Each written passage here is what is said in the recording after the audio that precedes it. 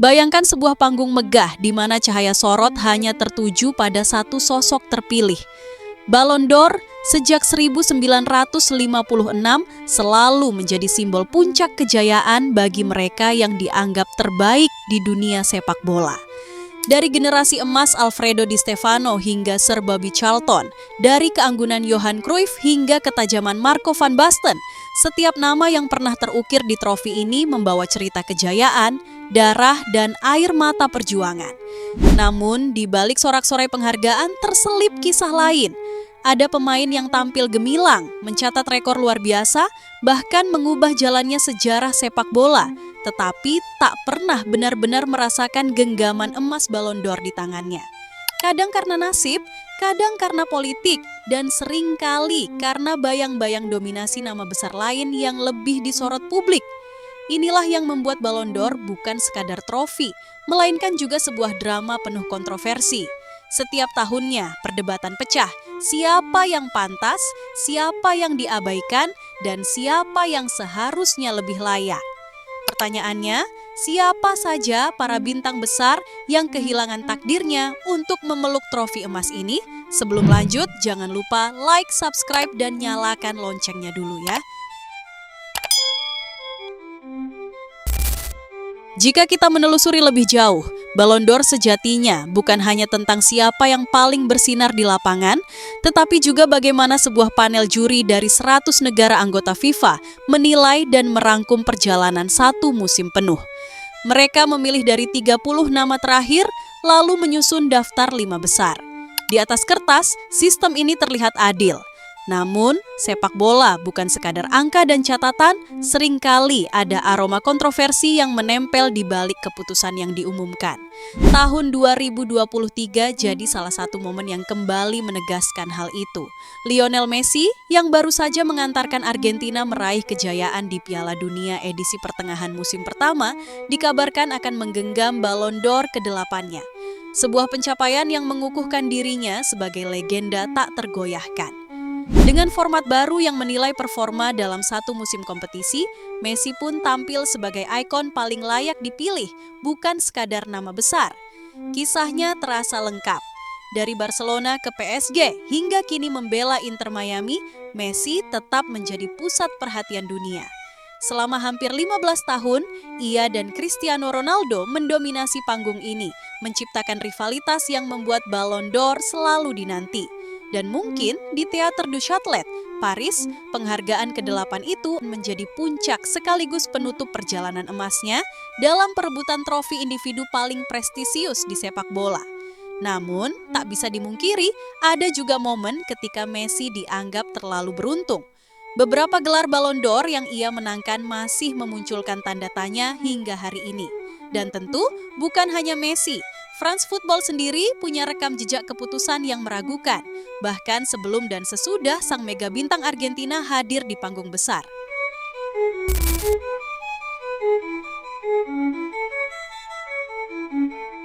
Dan inilah salah satu kisah paling pahit dalam sejarah Ballon d'Or.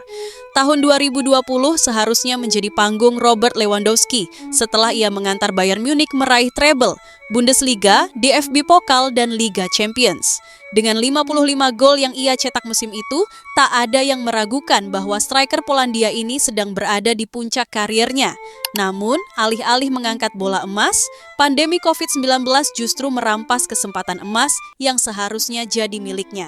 Upacara Ballon d'Or 2020 dibatalkan dengan alasan bahwa musim kompetisi tidak berjalan seimbang, terutama setelah Ligue 1 resmi dihentikan. Pascal Ferre, pemimpin redaksi France Football, menyebut bahwa kesetaraan yang diperlukan untuk gelar kehormatan ini tidak akan terpenuhi. Alasan yang terdengar masuk akal di atas kertas, tapi tetap menyisakan luka mendalam, terlebih bagi Lewandowski yang sudah menanti momen puncaknya. Meski begitu, Lewandowski tak berhenti. Ia kembali melanjutkan dominasinya di musim berikutnya, mencetak 62 gol di semua kompetisi untuk Bayern. Rasanya seperti formalitas bahwa ia akhirnya akan menerima pengakuan yang tertunda. Namun kenyataan berkata lain, Dengan 580 poin suara, ia masih harus kalah tipis dari Lionel Messi, yang kemudian bahkan mengakui dalam pidatonya bahwa Lewandowski adalah pemenang sejati Ballon d'Or 2020. Dan apa yang didapat Lewandowski? Sebuah penghargaan baru bernama Gerd Müller Striker of the Year. Trofi yang terkesan hanya sebagai penghibur meski tidak mampu menghapus rasa kecewa. Hingga kini, momen itu masih dikenang sebagai salah satu ketidakadilan paling mencolok dalam sejarah Ballon d'Or, di mana seorang predator kotak penalti terbaik dunia kehilangan panggung yang seharusnya jadi miliknya.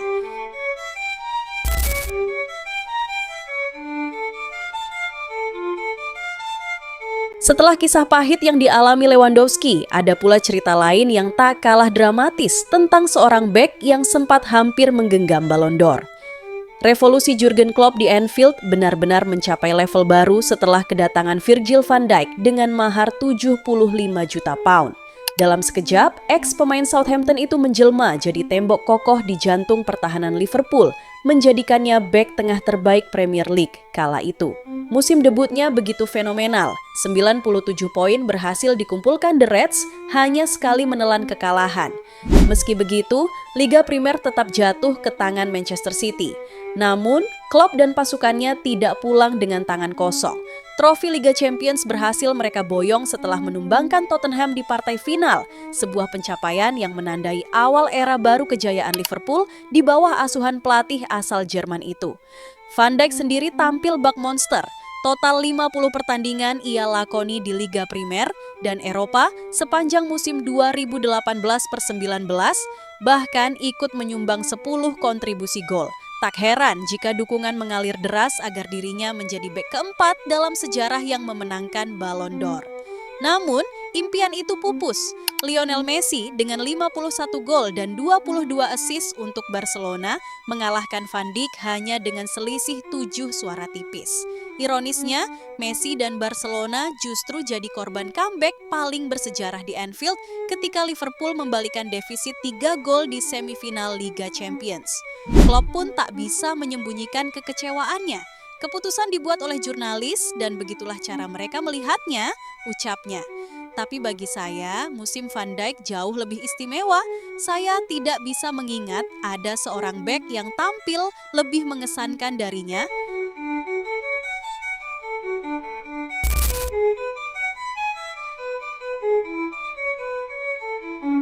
Jika kita mundur setahun dari drama tipis antara Van Dijk dan Messi di 2019, panggung Ballon d'Or juga sempat diwarnai kontroversi besar pada 2018. Untuk pertama kalinya dalam satu dekade, rivalitas abadi Lionel Messi dan Cristiano Ronaldo harus memberi jalan bagi sosok kejutan bernama Luka Modric.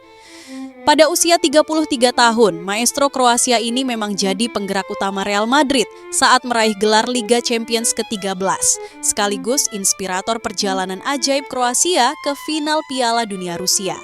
Namun, jika menilik statistik, catatan Modric sebenarnya terbilang sederhana, hanya 3 gol dan 11 assist sepanjang tahun. Di sisi lain, Cristiano Ronaldo tampil seperti mesin gol yang tak pernah kehabisan tenaga. Dengan torehan 44 gol, termasuk 15 di Liga Champions, banyak yang menilai seharusnya Ballon d'Or ke-6 jadi miliknya. Tapi realitanya berbeda. Suara jurnalis berpihak pada Modric dan Ronaldo harus menelan pil pahit yang sulit dicerna oleh para pendukungnya. Meski Ronaldo memilih diam, keluarganya tak bisa menahan emosi. Sang kakak, Elma Aveiro, langsung meluapkan amarah di media sosial dengan kata-kata pedas, menuding keputusan itu syarat kepentingan dan penuh permainan di balik layar. Sayangnya, ini adalah dunia yang kita tinggali, busuk, penuh mafia dan uang, tulisnya di Instagram. Kuasa Tuhan jauh lebih besar dari semua kebusukan ini. Tuhan mengambil waktunya, tetapi Dia tidak pernah gagal. Sebuah ungkapan emosional yang makin menegaskan betapa Ballon d'Or 2018 meninggalkan luka, bukan hanya bagi Ronaldo, tapi juga bagi jutaan penggemarnya di seluruh dunia.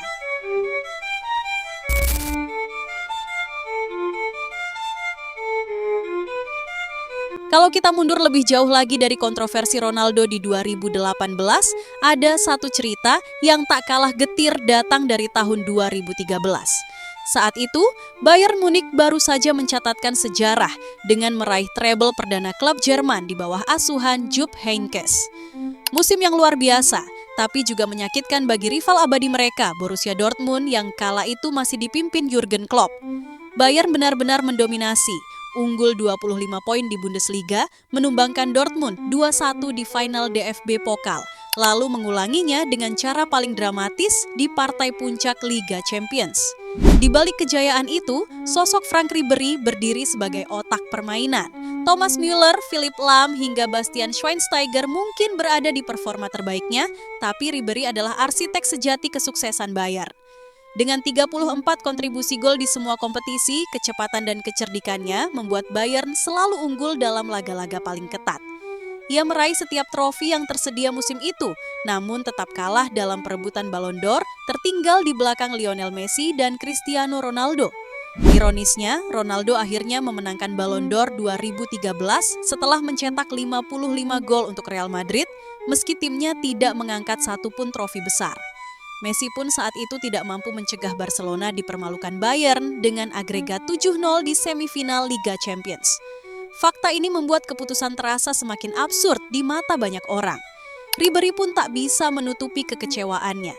Dalam sebuah wawancara bersama La Gazzetta dello Sport pada 2022, ia melontarkan kata-kata pedas. Itu tidak adil. Itu adalah musim yang luar biasa bagi saya, dan saya seharusnya memenangkannya. Mereka memperpanjang waktu pemungutan suara, dan sesuatu yang aneh terjadi. Saya merasa itu adalah keputusan politis.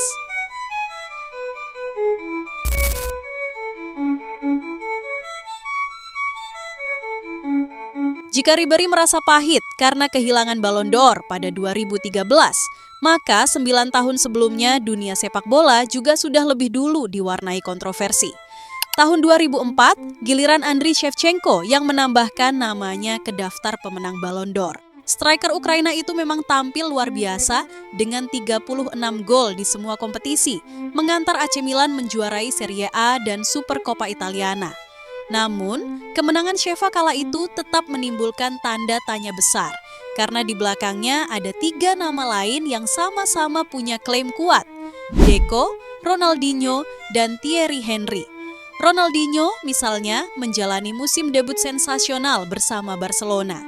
Dengan 28 keterlibatan gol, ia menutup musim sebagai pemenang penghargaan pemain terbaik dunia FIFA, meskipun Blaugrana gagal meraih trofi. Sementara itu, Thierry Henry berada di puncak performanya bersama Arsenal. Dengan 46 gol di musim 2003-2004, ia menyabet sepatu emas Eropa sekaligus menjadi motor utama dalam kampanye tak terkalahkan The Gunners di Premier League, sebuah prestasi bersejarah yang hingga kini tetap jadi legenda. Namun, dari semua nama, Deco barangkali yang paling berhak merasa dirugikan. Gelandang mungil penuh kreativitas ini memimpin Porto asuhan Jose Mourinho menorehkan treble, Liga Portugal, Piala Portugal, dan tentu saja Liga Champions. Dengan 9 gol dan 25 assist, Deco bahkan menjadi man of the match di final melawan Monaco. Ia juga dinobatkan sebagai pemain terbaik klub UEFA musim itu sebelum akhirnya hijrah ke Barcelona dengan label salah satu playmaker terbaik dunia. Kepiawaian Deco dalam menguasai bola, visi luar biasa, dan passing yang memanjakan rekan setimnya membuatnya jadi tontonan yang menyenangkan. Namun, keajaiban yang ia ciptakan bersama Porto, tim yang jauh dari status favorit, tidak cukup untuk menembus dominasi nama besar di panggung Ballon d'Or. Bagi banyak orang, fakta bahwa ia gagal meraih trofi itu justru menjadi simbol betapa kadang politik, reputasi, dan narasi besar bisa lebih berpengaruh ketimbang prestasi murni di lapangan.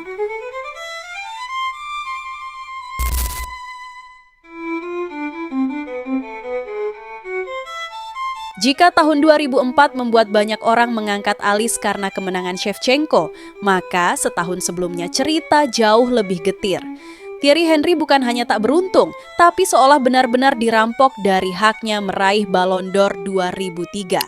Sang penyerang Prancis menetapkan standar baru di Liga Primer dengan catatan luar biasa, 24 gol dan 25 assist. Hingga hari ini, ia masih menjadi satu-satunya pemain dalam sejarah sepak bola Inggris yang mampu melampaui angka 20 di kedua kategori itu dalam satu musim. Meski Arsenal kalah tipis dari Manchester United dalam perburuan gelar Liga, The Gunners tetap menutup musim dengan Piala FA. Dan di atas semua itu, Henry berdiri tanpa tandingan. Ia menyapu bersih penghargaan individu dari pemain terbaik PFA hingga pemain terbaik FWA, sebuah pengakuan sahih atas dominasinya di lapangan. Tak berhenti di situ, Henry juga menyalakan panggung Eropa dengan 7 gol di Liga Champions. Namun, ketika tiba waktunya penyerahan Ballon d'Or, namanya hanya berhenti di peringkat kedua. Pemenangnya adalah Pavel Nedved yang memang membawa Juventus meraih Scudetto dan menembus final Liga Champions, meski akhirnya tumbang lewat adu penalti melawan AC Milan. Nedved tampil menonjol, tapi pertanyaannya, cukupkah itu untuk menyingkirkan Henry? Bagi banyak orang, jawabannya jelas tidak. Kecemerlangan dan pengaruh individu Henry musim itu tak tertandingi. Ia adalah mesin yang membuat Arsenal terus hidup, kapten tak resmi yang membawa The Gunners bermain dengan gaya menakutkan. Fakta bahwa ia tak pernah mengangkat Ballon d'Or dari eksploitasi magisnya di musim 2002-2003. Bagi sebagian besar penggemar, bukan sekadar kekecewaan, melainkan sebuah ketidakadilan besar dalam sejarah sepak bola.